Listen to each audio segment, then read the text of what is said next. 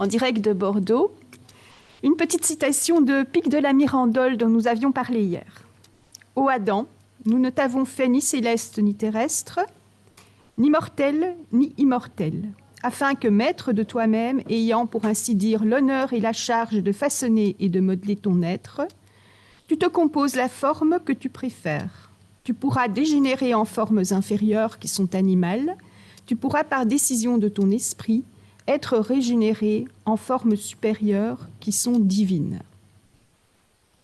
Nous voilà dans un contexte de la Renaissance et qui pose la question de l'éducation, parce que peut-on décider soi-même réellement de ce que l'on devient? Est-ce que nous ne sommes pas aussi quelque part les objets de tout ce qui a été transmis par les générations précédentes, nous inscrivant dans une culture? C'est un petit peu les deux points ici que je mettrai en parallèle avec le numérique. Et il nous semblait, les trois auteurs, nous excusons notre ami Jean-François qui n'est pas là, que l'éducation de promotion, l'enseignement de promotion sociale était un bon exemple pour questionner peut-être plus loin les approches d'éducation auxquelles nous avons déjà eu des réflexions, puisque je l'imagine qu'en France, vous avez également un enseignement de promotion sociale pour aider les individus à reprendre un parcours,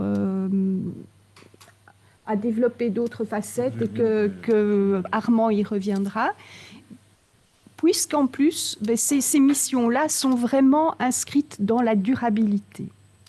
Alors, ce très beau projet d'enseignement de promotion sociale, on va le réinterroger aussi avec cette culture des données qui est propre au numérique et leur statut et l'interprétation en fait dans le cadre de la gouvernementalité.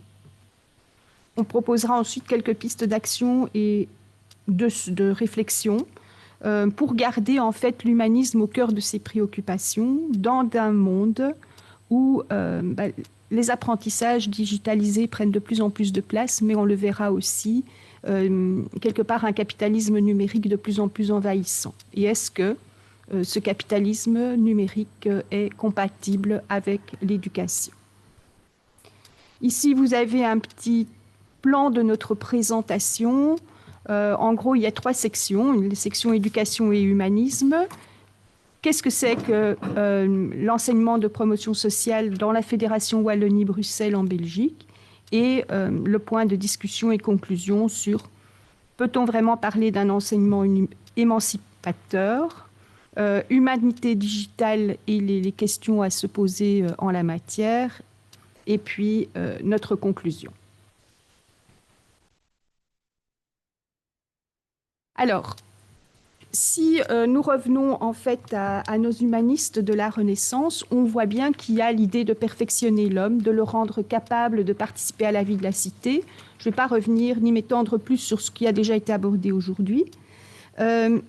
L'idée est quand même quelque part aussi de faire le parallèle avec le numérique. Et là, on voit bien qu'on est aujourd'hui dans des questions sur l'amélioration de l'humain et de l'homme augmenté, l'apport des humanités digitales dans les enseignements et les hybridations de plus en plus nombreuses qui sont des hybridations corps et machine, ainsi que la question des écrans qui se pose pour nous et pour nos enfants.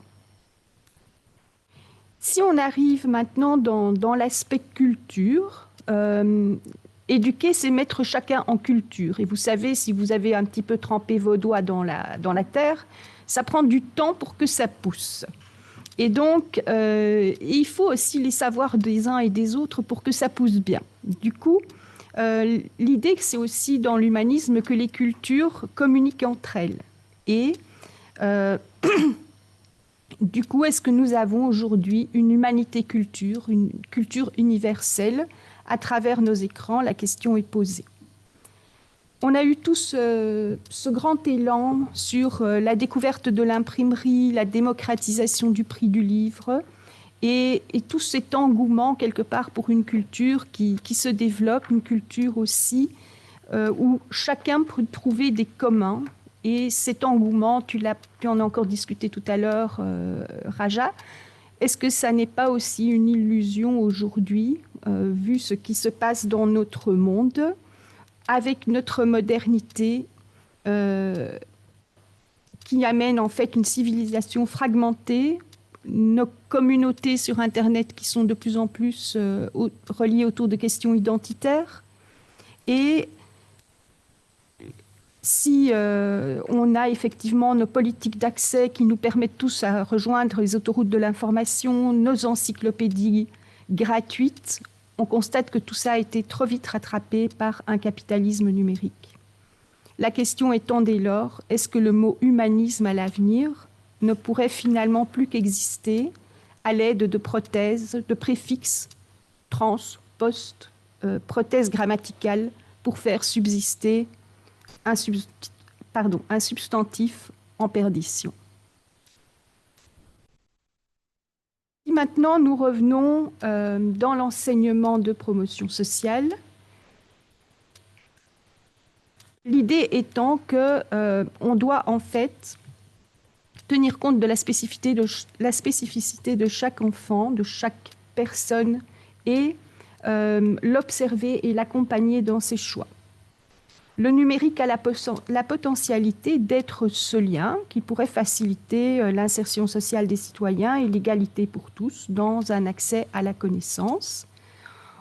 Pensons notamment aux capacités individuelles au sens d'Amartya Sen, qui va permettre, en fait, malgré tous les risques qu'on peut bien connaître autour du numérique, d'offrir des opportunités nouvelles aux femmes et aux hommes de bonne volonté.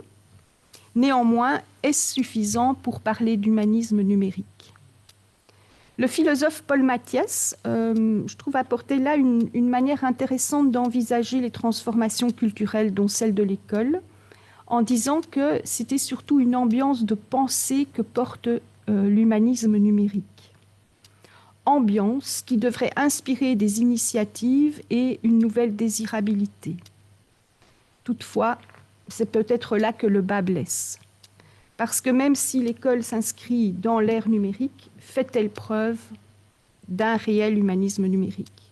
Est-ce qu'on n'est pas là face à un mot valise pour faire passer les transformations jugées nécessaires dans un contexte éducationnel en mutation ? En tout cas, il est bien loin des pratiques ordinaires et des métiers de l'école. Et faut-il dès lors en faire un critère de gouvernance ?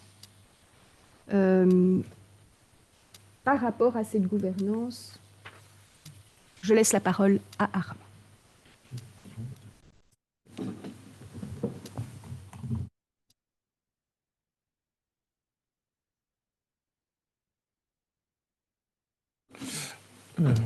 Alors, nous allons revenir 2 minutes sur cette notion d'enseignement de promotion sociale, car effectivement, en France, comme partout en Europe, on a des centres de formation, mais la Belgique a la particularité, dans son terme générique, de mettre enseignement.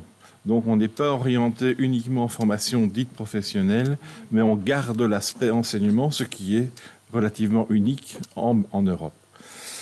Alors, vous avez devant vous, je dirais, un extrait important de ce décret de 1991.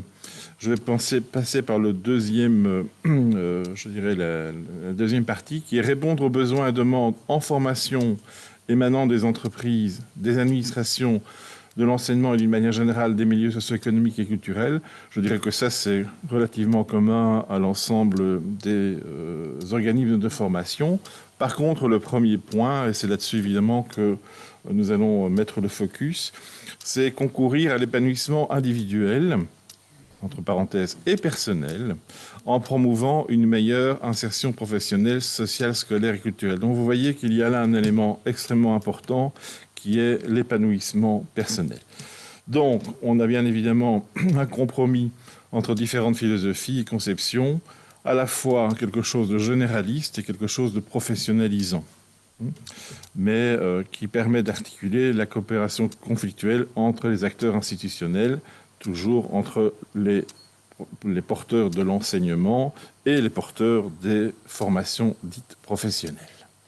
Alors, on va essayer d'analyser ça au travers de la gouvernementalité, mais avant, je dirais qu'on va parler je dirais, de la notion de pouvoir et d'influence.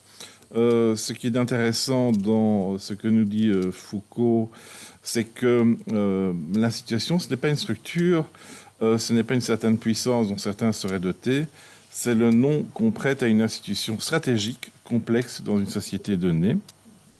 Et également, Sadin nous indique que la suprématie historique de l'État, c'est une invitation à adopter des tactiques. Alors, on reviendra sur cette disposition par la suite dans l'étude des données. Moins frontale ou plus oblique, et c'est là que ça devient intéressant, destinée à investir autant possible et en conscience des interstices d'action indéfiniment à l'œuvre dans le quotidien. Donc, c'est une clé importante pour la compréhension du pilotage des systèmes éducatifs, puisqu'on reviendra notamment sur la notion de cabinet conseil par la suite. Alors, de manière très synthétique, nous rappelle Foucault dans la gouvernementalité, et cet élément qui est une espèce d'amont, je dirais, de beaucoup de choses, c'est tout d'abord qu'on va réfléchir aux techniques de conduite des hommes dans le cadre d'une conception du pouvoir non juridique. Et c'est là évidemment qu'est l'astuce, qu'est le biais. On installe des cartes mentales, donc il y a un fonctionnement convergent. Élément important, c'est aussi que ça s'organise autour du marché comme principe régulateur, cette fameuse notion de, je dirais, de Tocqueville, qui reste que le commerce va pouvoir, je dirais, associer les différents mondes. Rencontre une énorme difficulté à être décelé dans un monde parcellisé. Bien évidemment, en plus, on parcellise, au moins on a d'éléments proéminents. Et une nouvelle donne, je dirais, actuelle, évidemment, vu les technologies, c'est qu'on a maintenant l'apparition d'une gouvernementalité algorithmique basée sur une infinité de statistiques. Et bien, on va se pencher sur cette notion, rapidement, sur cette notion de statistique qui nous paraît importante. Donc, on a une régulation du champ social qui s'éloigne des objectifs d'émancipation de l'EPS. Je vous rappelle le décret de base. Alors, un petit point sur la durabilité sociale. Donc, elle repose sur 4 composantes: la cohésion sociale, l'inclusion, la résilience, la légitimité des processus. Et c'est sur ce dernier point que nous allons focaliser, c'est-à-dire la légitimité des processus par rapport au cabinet conseil. Alors, au niveau du pilotage des systèmes éducatifs, on est sur l'evidence-based education. On a parlé dans les conférences précédentes, l'importance des données. Mais la question qu'il faut se poser, c'est évidemment, est-ce qu'on peut uniquement se limiter à l'analyse de ces données qui sont quantifiables et mesurables? S'agit-il de développer l'épanouissement des individus et leur bien-être? Et bien évidemment, une interrogation sur l'intervention des cabinets conseils dans l'élaboration de la politique publique en France et en Belgique, puisque je pense que vous avez les mêmes problèmes que nous. Juste pour vous dire que si on parle principalement d'enseignement de promotion sociale actuellement, c'est parce qu'il vient d'avoir un document qui est sorti des études des bureaux de McKinsey. Données probantes, données éclairantes. Bien évidemment, se pose le choix des données pour justifier certaines politiques publiques. La prise de décision se fait au travers de traces et de calculs récoltés et mis en association par des algorithmes. Donc là, on a une intelligibilité qui est un produit numérique. Ça pose quand même question. On ne peut, je dirais, s'éloigner de la vision utilitariste de l'enseignement pour répondre à des attentes économiques. L'adéquation, je dirais, métier, formation, qui reste inhérente à notre conception. Question que nous nous posons et qui est en filigrane par rapport à l'avenir de l'enseignement de promotion sociale. Les données utilisées pour le pilotage éclairent-elles suffisamment le système pour en percevoir toutes les nuances et profondeurs? Donc, les paramètres sont-ils suffisants et suffisamment exploités pour développer ce point-là?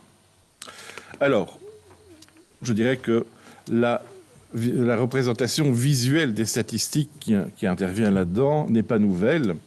On a pu s'empêcher de mettre un petit tableau bien connu qui s'intitule, rappelez-vous, « La trahison des images ». Je vous fais aussi faire attention sur la date 1929, donc il y a quasiment 100 ans, que se posait déjà le problème de l'interprétation du terme par rapport à l'image et inversement. Donc, Bien évidemment, ce n'est pas la visualisation des données qui est nouvelle, mais plutôt le regard que nous portons sur les données. Avec de nouveaux outils, naissent de nouvelles pratiques de visualisation. Par exemple, c'est à la fin du XVIIIe siècle qu'apparaissent les premiers schémas en courbe et en bâton. Hein, vous voyez le bond que nous avons fait. Mais ces données, et tout le monde le sait, si vous apportez un schéma en grossissant certaines parties, la visualisation des données est tronquée ou en tout cas induit des choses que nous n'avions pas précédemment. Donc, on est dans un monde de l'image et nos formations évoluent en ce sens puisqu'on a des modalités très visuelles. Actuellement, beaucoup de formations se font sur le sketchnoting. Le mind mapping est plus ancien, mais le sketchnoting est d'actualité. Je vais repasser le micro à mes collègues.